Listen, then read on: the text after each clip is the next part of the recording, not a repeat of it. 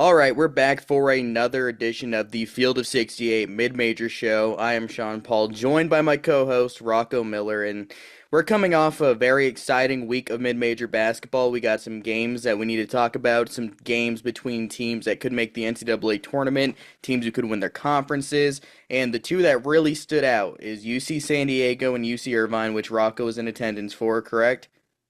I actually didn't make it Oh, down you there. didn't make it down there. I know. I had That's an tough. original plan to make a nice little drive down. It's about 8 hours, but with the fires in That's LA and all true. that That's stuff, true.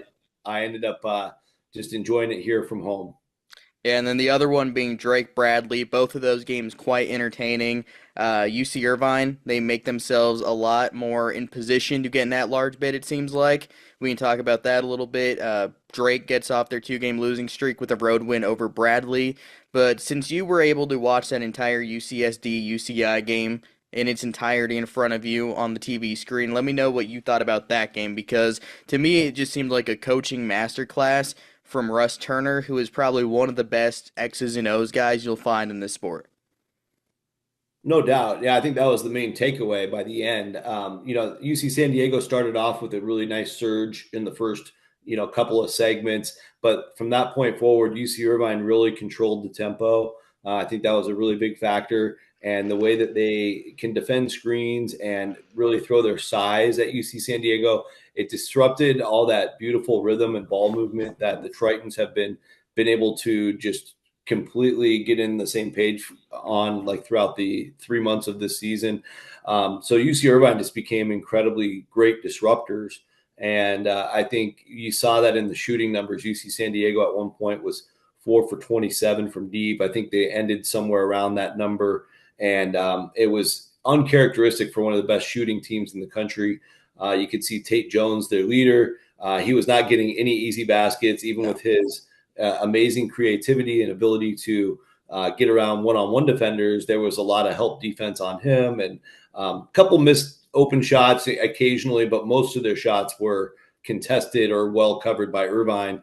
And what Irvine does best, Sean, as you know, is they turn that great defense into offense, and they were able to get some easy buckets on the other end to get control of the game originally, and then start to extend the lead to a point where UC San Diego was in trouble. Just an outstanding road win in the end for Irvine.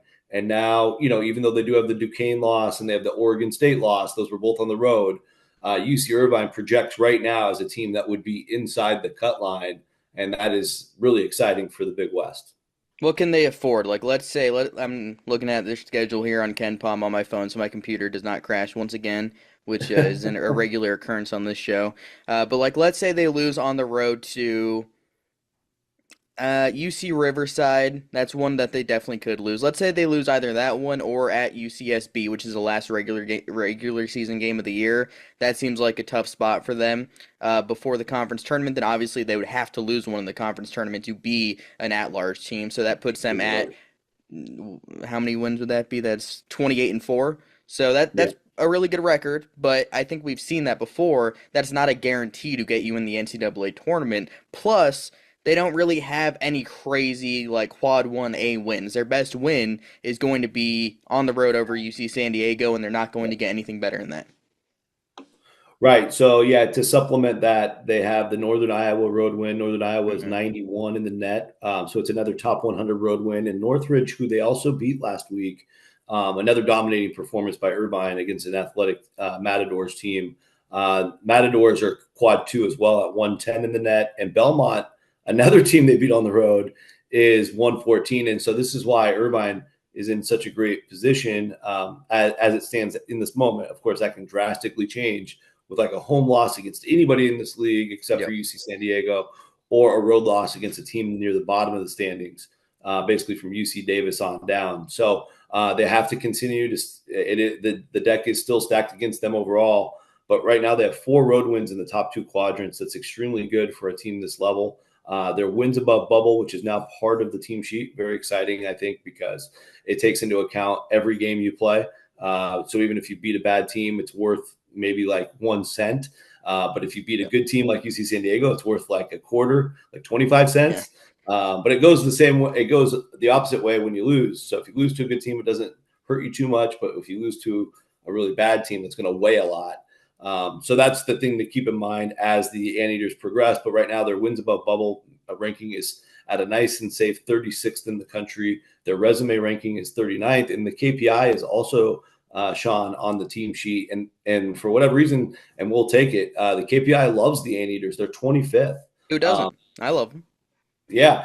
So those are all the things they need to care about, because at the end of the day, it's going to be their resume that gets them at large. And I do think if they lost just one more regular season and one in the Big West tournament, they've done enough to be included. Now, if they take two more losses in the regular season, I think that's where we're going to have some real fingernail biting going on.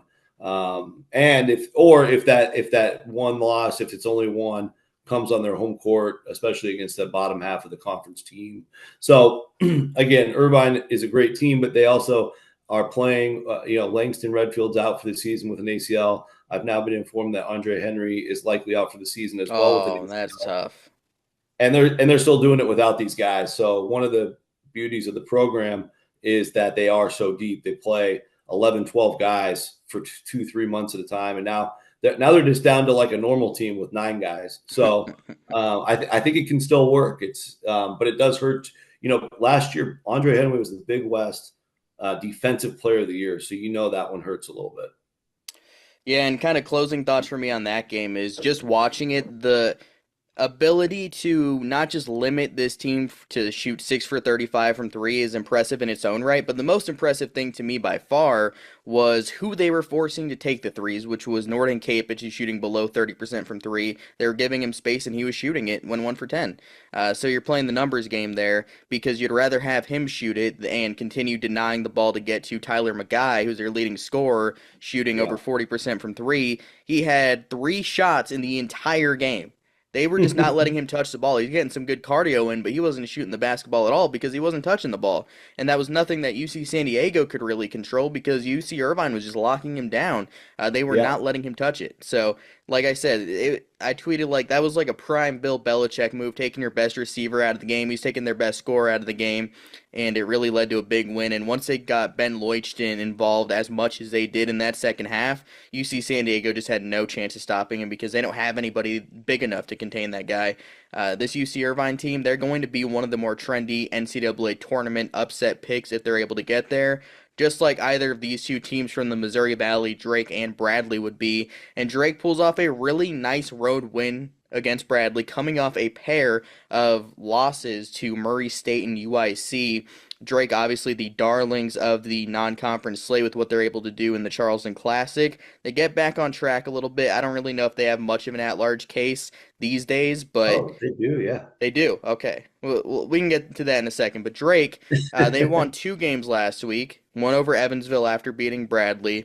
But to me, what I was most impressed with in this game was it got off a little bit slow, and you're like, okay, here we go again. Drake could be in trouble. Bradley's at home. But Duke Dean really did nothing in that game. Drake's ability to contain him was a big difference maker because that dude is an absolute stud. I believe he had a game winner the other day, too, right after that. So the way that Drake was able to contain him to 3 points, he went 1 for 7 shooting. And Bradley, in general, who had been the best 3-point shooting team in the country coming into the game, went 5 of 20 from 3. So they really slowed this thing down. They made Bradley shoot some late shot clock threes that just didn't go in. And when Drake needed some big shots, Mitch Muscari hit some big ones. Bennett Sturts only shot 3 shots and had 4 points, but Tavion Banks had 19 points. And two guys that weren't even really in the rotation to start the year, Cale Combs, a transfer from Wyoming, and Isaiah Howard, a freshman, really came on in this game too. Combs with 10 points, went 4 for 4 shooting, and Isaiah Howard, 8 points, scored 4 field goals. Howard's an interesting player because he really didn't play at all besides the non-D1 games in the first 12 games of the year. He's played a lot the last 3, and he looks like a very solid piece in that rotation. Tavion Banks has been coming on. He's their 4th leading scorer. Cale Combs contributing a little bit. So the depth of this Drake team being able to go 9 deep with legit talent is very big for stopping teams, especially letting Bennett Sturts and Mitch Muscari get an occasional breather because those guys are playing a ton of minutes. And in a conference tournament setting, you're going to need that depth to give those guys a little bit of rest. So that was another thing that I took away from this game. Yeah, that was impressive to see because, like you said, Combs and Howard haven't gotten much of a look, especially in their big games. And I didn't see much of them when I covered them against Kansas State in that big win Mm. they had in overtime there. But one of the stories of the team lately was Isaiah Jackson coming back from injury. So I know he was only able to go 6 or 7 minutes in each of their games last week. So that required a hole to be filled. And I'm assuming that's more of where Combs came into play. Yeah. But yeah, in the Bradley game, I'm not sure exactly why, but Cam Maniau, the other guy from Wyoming, who's Mm-hmm. been sensational, only played 9 minutes. I Not think it sure was if he just a got moved matchup up. thing, honestly, because they went with a lot Yeah, of Ferguson in that game. yeah, and that was a heck of a strategic move in that case from McCollum. No surprise there. But because Maniau got his usual 25 minutes in the game after that. Yeah. So, yeah, interesting dynamics. And then, just on the at-large part of it, Sean, Drake did make my Field Monday as my first midseason bracket, primarily because they're at a point where they have 6 meaningful wins so far. They do have the 2 losses at UIC, which is falling into quad 2. It's actually not terrible, Okay. and the home Murray State does hurt, but it's still part of quad 3, so it's not all the way down there into quad 4. Murray State's been feisty, and they're both in that 110 to 115 range in the net currently. But the road win at Bradley made them interesting again. Got them a top 100 road win. They of course have the Vanderbilt win and all the other Mm-hmm. wins they picked up down there in the Charleston Classic when they won the championship. And I think the Valley, they'll play Northern Iowa twice. They get Bradley again at home later. There's some other big matchups on the road. So, they probably have a tiny bit more wiggle room than UC Irvine. But I think one of the things Drake's going to have to fight against all year is their non-conference strength of schedule came in at the end at 292.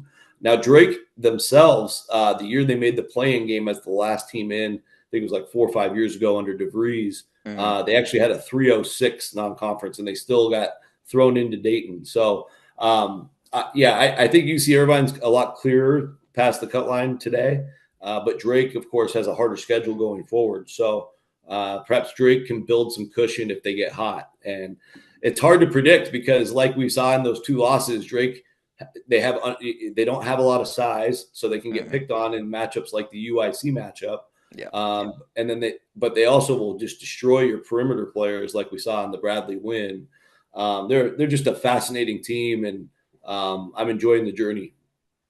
Yeah, I'm all on board for a 2-bid Big West, a 2-bid Missouri Valley Conference. I think that makes the NCAA tournament that much more fun. So I say Yeah, let's get that going. Let's get all these mid-majors in there, and that'll give us quite a bit to talk about throughout the next couple months here.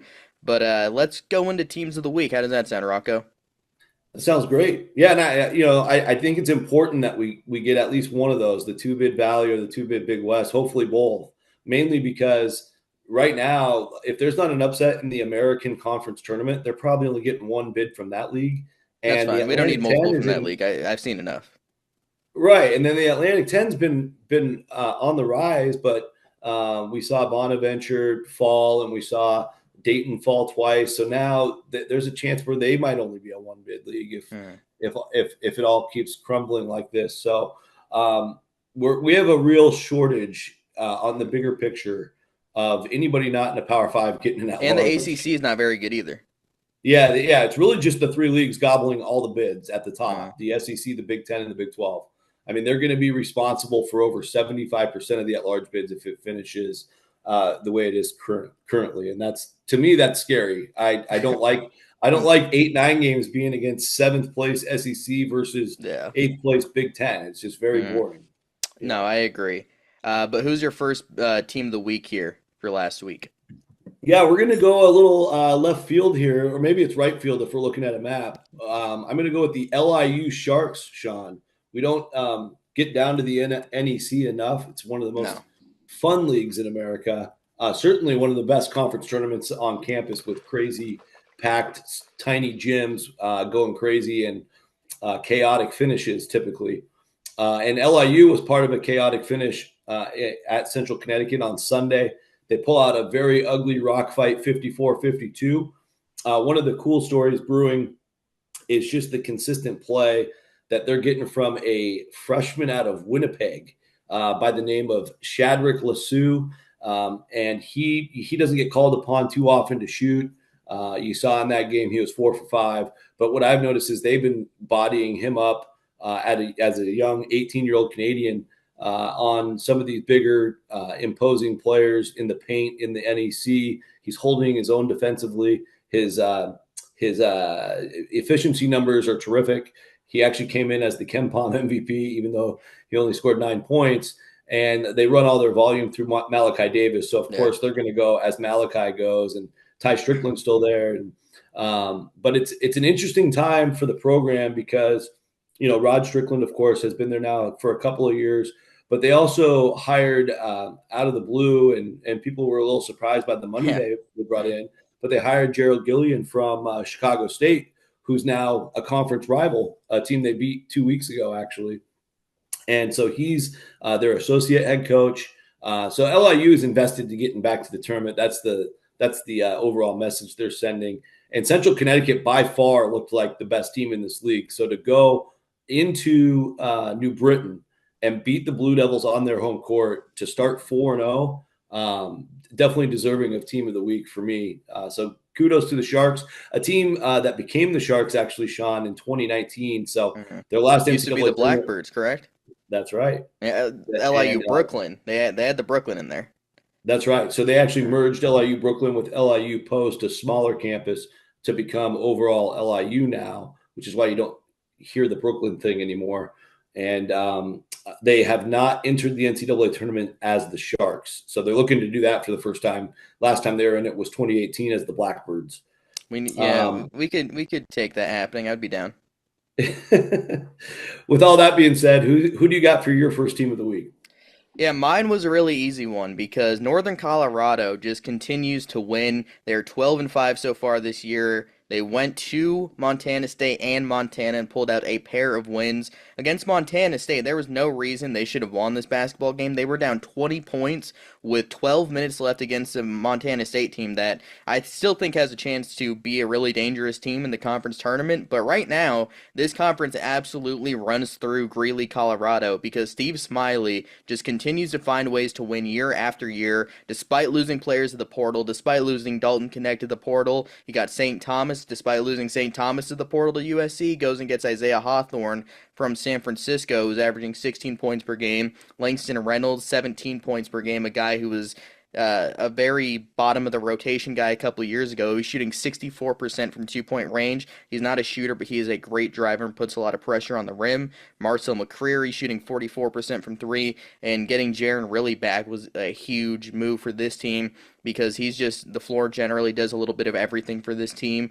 But this offense is really good. They rank 85th in offensive efficiency on KenPom. They shoot 60% from 2-point range, which is 4th nationally, 15% turnover rate. They almost beat Colorado on the road this year. That was a 2-overtime game. They are a great defensive rebounding team. Steve Smiley is one of the better coaches in the mid-major realm that probably doesn't get talked about enough because he's able to replace those pieces. He's learned how to adapt with the portal, taking some of his best players, and it's a really good way to win when you can replace pieces year after year.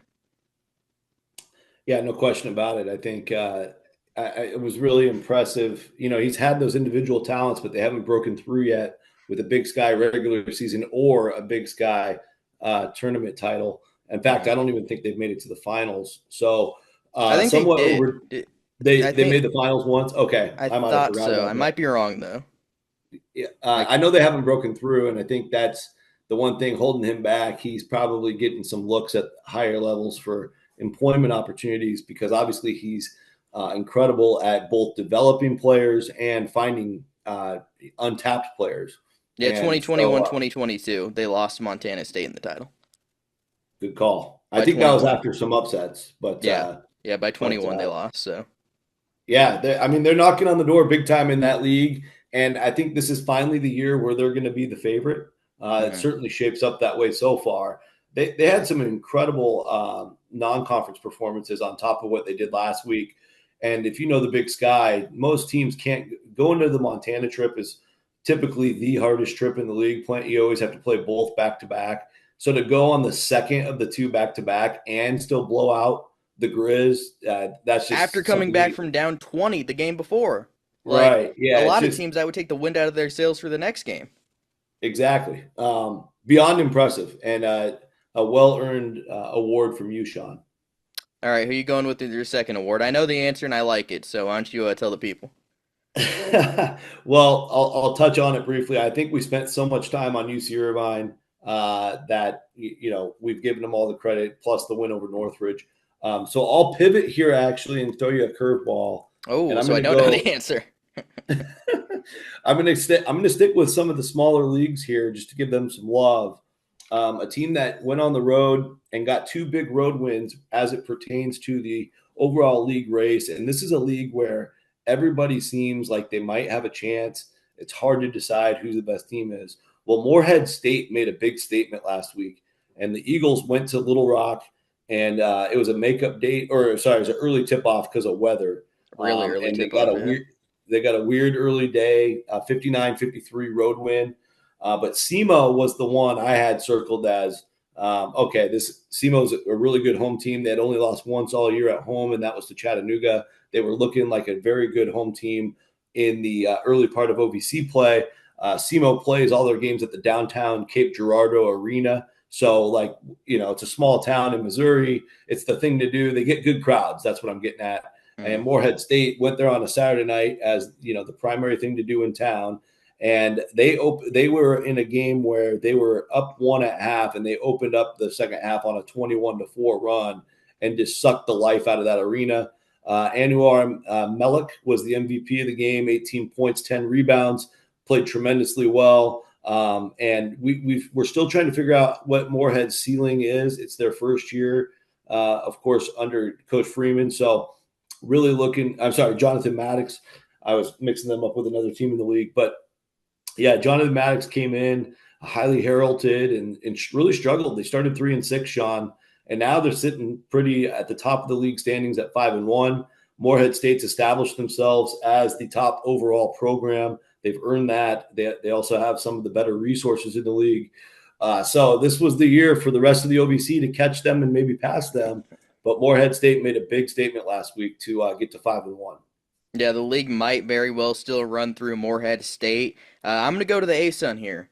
Queens, 4-0 in league play. Grant Leonard doing a great job there year after year. They lost a lot to the portal, too. They lost both their guards, Dayton Albury and A.J. McKee to the portal. McKee to Milwaukee, and Albury is starting right now for Utah State, who's a nationally ranked team. But Queens, they went to Lipscomb, who was 87th in KenPom, and beat them. They led for double digits a lot of that game. Lipscomb came back, but Queens was able to hold on. Chris Ashby with 20 points. He's really taken on a bigger role this year. But to me, the thing that makes this Queens team interesting is not just that they're 4-0 in league play, but it can be a different guy on every night. Like, it was Ashby against Lipscomb, the next game on the road against Austin P, which they also won.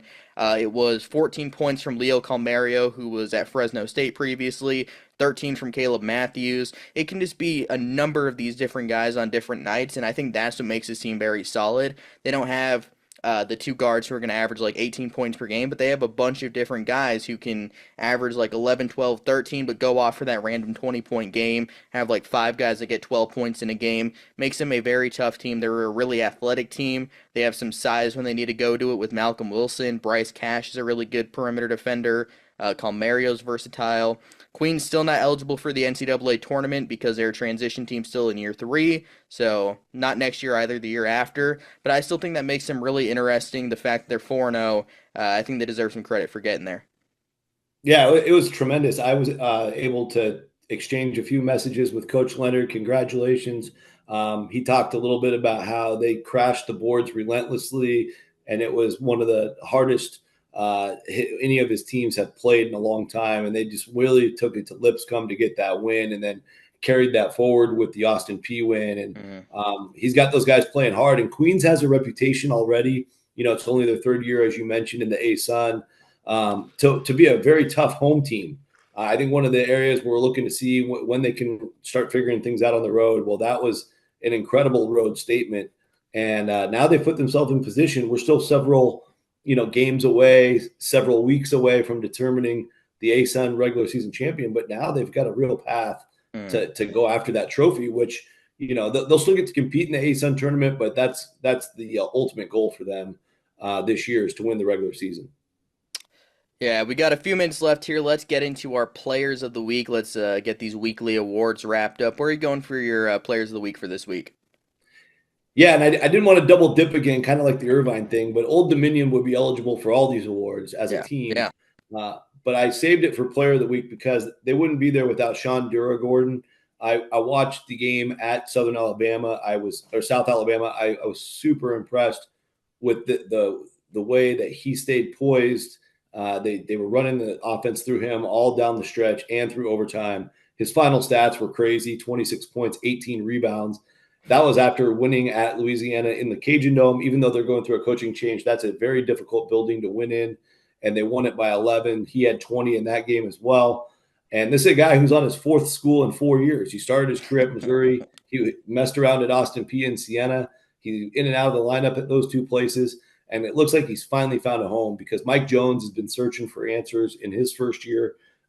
Jones came in highly heralded out as an assistant at Maryland, getting a crack now as a D1 head coach.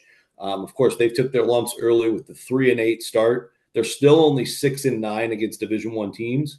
But the only thing that matters right now, if you're a Monarch, is you're in first in the Sun Belt Which after that nobody saw win coming. South Alabama. And that's one of the beauties of mid-major basketball is you can spend that non-conference really trying to figure out what your rotation should look like, who your primary alphas are. And Old Dominion's got a guy here with Dura-Gordon. And I like the way the team in general, you can just glance at their schedule game by game, and you can see almost every time out they're getting better and better and better. I didn't expect them to be able to beat South Alabama. I did expect a little bit of a fight because South Alabama was rolling, and they came off that big win over Arkansas State on Thursday. An But emotional letdown. Yeah. for them to go win that game, though, I did not expect In this. overtime, nonetheless. Yeah, and they dominated the overtime. South Yep. Alabama didn't score a point. And Good I 5 minutes. Yeah. I think I joked on Twitter that they should have put in their 7-foot mascot because nobody could score a bucket. That mascot looks huge down there, by the way, Yeah. at South Alabama. But Sean, who do you got for Player of the Week?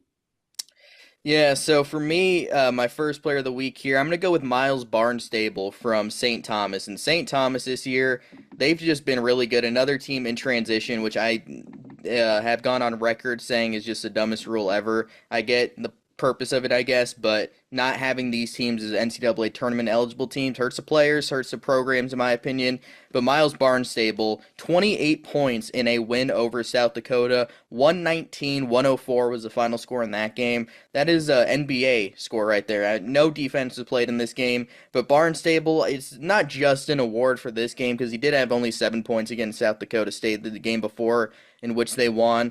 But it's giving love to St. Thomas, who is probably a little bit well past getting some love because they've been great all year. Barnstable averaging 14 points per game. He's been great all year. So I think it's just like it's added up, and now I can give Barnstable some credit here because he's been great all year. Johnny Towers' program is in a great spot. But your second player of the week, he had a really good week and a very efficient week at that. Yes, he did. It's AJ Clayton of Ohio University Bobcats. Now, again, Ohio didn't have the stiffest competition, but he just had a remarkable performance against Northern Illinois.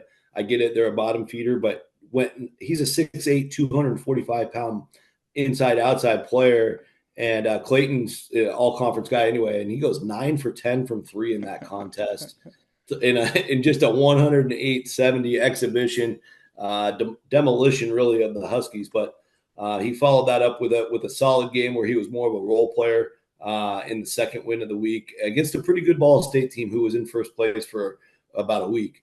And so, AJ Clayton, Ohio, and he's going to be the straw, I think, that stirs their drink if they're going to win some of these bigger matchups later on the MAC schedule.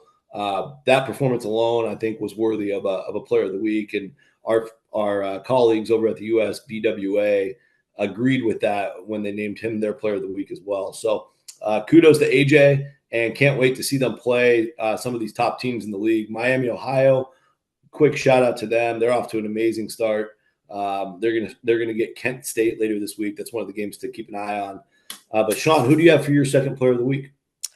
I'm actually changing it up on you as well because yeah, so we both tricked each other a little bit in our pre-show text messages. This one though, I was even surprised because I knew who he was just from looking at rosters and paying some attention to JUCO as I do just getting ready for each season, but Mark Drone for Texas State, he did not play at all in the first however many games of the year. I don't know how many games they are into the year, I forgot. But let's see here. They are He's only played two, so like this first week or this last week was his first games. He missed the first 15 games of the year. Now I That's don't right. know if this is related to the JUCO thing because I know some teams have just played players they're planning to redshirt from the JUCO level, or if he was hurt. I don't really have any insight on that. But what I do know is that this guy did not play at all for the first 15 games, comes out cold, scores 17 points in a road win over a really good Troy team, and then in the next game, he willed them back against Southern Miss. He was just getting bucket after bucket down the stretch, had 30 points in a loss to Southern Miss. But that was a game they would have lost long ago if it wasn't for his on ball defense, forcing four turnovers and scoring 30 points. Now, getting Drone adds another dimension to this Texas State team. Him with Caden Gums is going to be a really good backcourt for this Bobcats team in the Sun Belt. Tylan Pope's had a great year. Tyrell Morgan, another option on that interior. But this team didn't have a ton of shooting. They didn't have a lot of creation besides Caden Gums. And adding another guy that adds that element makes them a very dangerous team in that Sun Belt Conference. No doubt. Yeah, it's a great call out. I like that pick. Yeah, that was an interesting one to me. Do you want to talk about some games to watch before we get out of here? Yeah. Yeah, real quick, we'll do a quick rundown here. So Thursday night, I think a couple big ones to watch. I understand that there's a log jam at the top of the Big South, but I think we still, until further notice, expect High Point to be there at the end. Well, they got one of their big road tests on the schedule going to Longwood, and we all know what happened last year with Longwood upsetting High Point in the semifinals on High Point's home court, of course. This time they'll be at Longwood. That's an interesting Big South recent rivalry. Should be an excellent game, and of course impactful for the league race. Also Thursday we have Bradley. Or I'm sorry, are the rest of these Saturday? Sorry, the rest are Saturday. Excuse me there. But we do have Bradley going to Murray State. Now again, we're recording on a Wednesday. Bradley's got to play tonight. So does Murray State. So they might there's a chance they could each take a loss tonight. But Mm. going into that game, that will be first place in the Valley probably at stake, and it's at Murray State. So you'll see a hostile environment. Another really exciting Valley game. I think that's the best game on paper this week. So keep an eye on it. Saturday as well. One of the teams that we didn't give a shout out to, but we've spent a lot of time talking about and even interviewed Jason Hooten. New Mexico State just Yeah. demolished UTEP on the road, and they're in first place alone in the loaded Conference USA. Now things get real for the Aggies because they got to go 2 time zones away. A tricky one at FIU in the ocean, basically, on Thursday night. But the game I'm referring to is their showdown with Liberty coming up Saturday all of a sudden. That will be a game swinging towards Liberty's favor on paper. But if New Mexico State can somehow keep playing the way they're playing, that could be an absolute classic. So keep an eye there. And then now in the America East, Bryant takes out Vermont. UMass Lowell had a crack at them too, and they failed. So now Bryant, for the time being, is the hunted team, and they've now got to play UMass Lowell on Saturday. So a nice little mini showdown there in the America East. And then our friends at UC San Diego, who are still pretty relevant for the at-large picture, they'll need to be near perfect going forward to be in that discussion. But they have a tricky one on the road this time at UC Riverside, who just has tremendous guard play, like we've talked about. So that will be our Big West game of the week Saturday. So I think all those games are worthy of your attention, Sean. Thanks for informing us on what to watch this weekend. We'll be able to recap some of those next week. And also, coming up right now, we have an interview with Milwaukee star forward Jamichael Stillwell. So, thanks for listening to us. We'll get with Stillwell, the nation's leading rebounder, right now. All right, here with our interview for this week's Field of 68 Mid-Major show, joined by the nation's leading rebounder, Jamichael Stillwell from Milwaukee. Jamichael, happy belated birthday. It was your birthday this week that I saw. But just to get it started, I mean, when I said nation's leading rebounder for a guy that's played at multiple JUCOs to now be playing Division I basketball, to be leading the country in rebounds, what does that mean to you? It mean a lot. I mean, it mean a lot. Very thankful. Just thank God for it all, for real. Hey, Jamichael, Rocco Miller here. Thanks for joining us once again. I wanted to find out a little bit about your experience coming through JUCO, being at multiple places, having to really work for everything to get noticed. What was that experience like, and what is it like now to be at the D1 level? The experience through JUCO, I want to say it was a tough ride. Don't too many people really make it out of JUCO. So every game I just felt I had to bring it all to show case that I'm ready for the next level. And I guess that's what I'm doing right now. So what is it about rebounding that makes that like your specialty? Because you watch yourself play. I mean, going back and seeing some Milwaukee games, like you just hustle, you go after every rebound. How important is that to you, and how does that impact winning for your team? Rebounding really second nature to me. Before I really got a skill set, that's all I knew how to do was to rebound and defend. So now it's like I got the skill set now. So it's like I can just put both of them together and like all coming together for real. I still got a little more to go, but it's all coming together for real. Yeah, how are you enjoying playing in Bart Lundy's system? I know he's got a lot of different creative things he does. You guys get out and run a lot. I was at your game against Akron when you had an amazing performance. I think you won almost every National Player of the Week award that I saw that week. So I've certainly got a great first impression of your team and yourself. But what's it like day in and day out behind the scenes with these guys? Have you guys really bonded, or and what are some things maybe you can share? Um, Bart, I feel like he's a good dude. He preach heavy on defense and rebound. That's his specialty. Like he care about offense, but like he want to start defense first, defense and rebound. He really saying no offense without the rebound, for real. So it's like, and like the bonding part, yeah, I feel like we getting together. All it's like a couple faces really new, so it's like we trying to get it together. But I feel like by March, or really by now in March, we're gonna be all the way together though. So everybody that probably listens to this show is a diehard college hoops fan. They know about Jamichael Stillwell, the basketball player, but what about Jamichael Stillwell, the person? What's your story? How'd you get here? What was it like growing up? And now that you're at the D1 level thriving, what did it take to get to this point?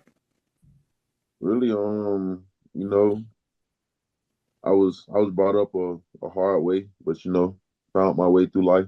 From middle school, I was in alternative school. I started playing basketball my ninth grade year. Oh, So wow. yeah, so it's like Wow.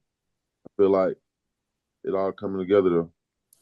Did you play any sports before you played basketball, or was that like your first experience? I used to play little league football. Oh, wow. Okay. I used to play defensive end. I used to play defensive end in high school too though. And I That just doesn't surprise me. I could see you getting back out there. You ever miss a gridiron a little bit? yeah, I had stopped playing once I had got injured on my knee. So Mm.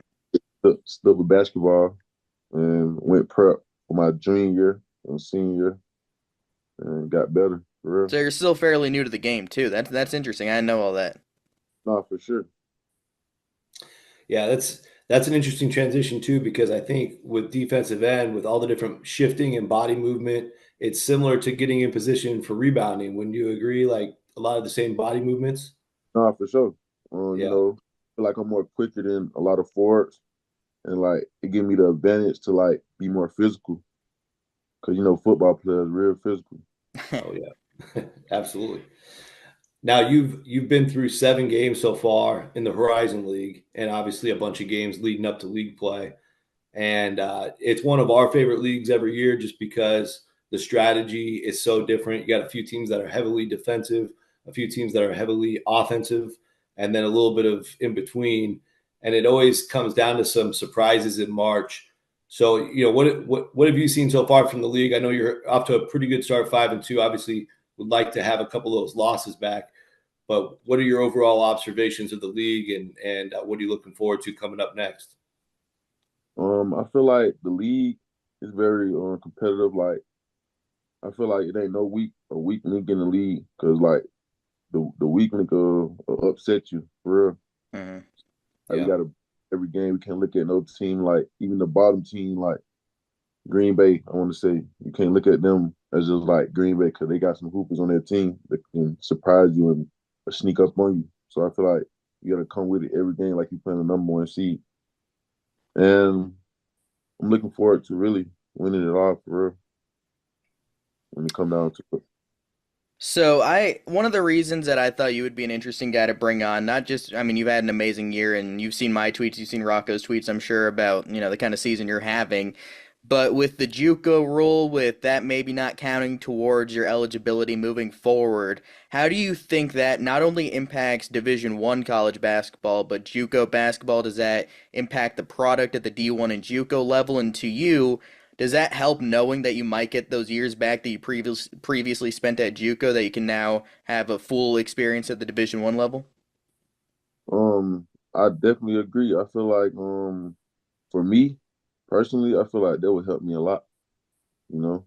Um, and I feel like the impact it's gonna have on basketball, like that's what college people is like just little boys, they gonna be able to come play with grown men, I feel like you just gonna have to be ready.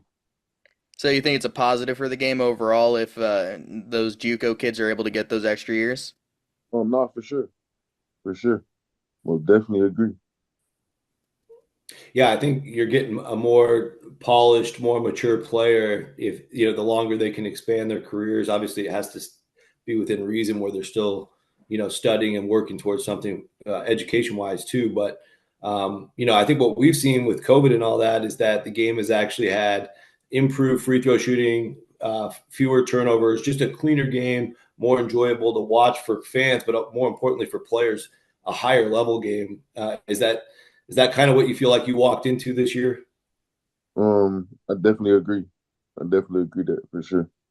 I feel Yeah. like the game has coming from JUCO to D1. I feel like it's more defense played. Like as in Hmm. like JUCO team not really trying to play defense. They just everybody want to score to get Yeah. everybody think they got to score 20 to get recruited. They don't defend. So I would definitely agree. So, putting your experience at the JUCO level, obviously, I'm sure there's plenty of differences, and people know that, not just from the play style standpoint, but like from a day-to-day perspective, what are some things about JUCO basketball compared to where you are right now at the D1 level that people on the outside might not know? JUCO day to day, you got to get out the mud. You know, in the trenches, for real. You don't got everything that a D1 got. Like JUCO really the trenches. That where it come from. Like if you silver spoon or want everything handed to you, you ain't gonna make it in JUCO. I feel, you know. JUCO definitely the trenches. So what is it? What's the biggest difference? Is it like the food? Is it just a locker room? What's like if you had to pick one thing, what really stands out? I feel like structure. Like Yeah. Yeah. I feel like structure. Like because some JUCO coaches they'll let a player go out there and he can't hold nobody on defense, but he go out there and shoot all the shots. I feel like D1 you gotta play D to be on the floor for anybody, especially well a good D1 team. Now, how's your? I saw you had to miss the Green Bay game with a finger issue. Is that recovering well? Are you on track to get back out there full time? No, for sure. I've been practicing. Today was my second day practicing, so yeah, I will. Good to I hear. will it up, but like I got to the point where it's like I'm good. I don't want to take it up. I feel like that'll hold me back. That's that football toughness right there, and that JUCO toughness. Could be either or. Yeah, So I talked to someone who was one of your former JUCO coaches, and he told me that you have a daughter. That's true? yeah. How does that motivate you, not only as a basketball player, but as a person? Because, you're a young father. I'm sure you take a lot of pride in that. How does that make you a better overall player in person? Well, my daughter motivated me a lot. You know, when I first had her, it was like I was going through a rough time when I first had her. She really made me start back playing basketball for her. Yeah, she definitely motivated me a lot. Has she been able to go to any of your games this year? No, I ain't got it to one. I'm gonna get it to one though. All right, that's awesome. Love to hear. Maybe she'll get to the NCAA tournament too if you're able to get there. She be calling me though. She be calling me, asking me. How old is she? She finna be 4 in May. Oh wow, that's awesome. That's great. Are you getting all the love from the local Milwaukee fans? I got to meet a lot of them when I was up there. Seems like a great community. Are they taking care of you? So Milwaukee definitely love me. That's awesome. All right, so the final question from me here, and then another one from Rocco before we head out. So you guys have a lot of talent on this team, famous folks. You have AJ McKee, you have Eric Pratt, you have John Lovelace, you got Darius Duffy on that interior with you. You got a lot of dudes. Who do you think is the biggest key to you guys winning the Horizon League regular season and conference tournament? And who's the most interesting person on the team, just from like a personality standpoint, and the funnest just kind of to be around in general? I feel like the best of for us to really take off.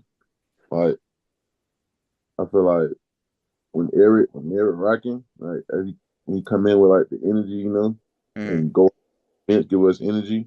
I feel like that takes that to another level. Like as say Akron, like Mm-hmm.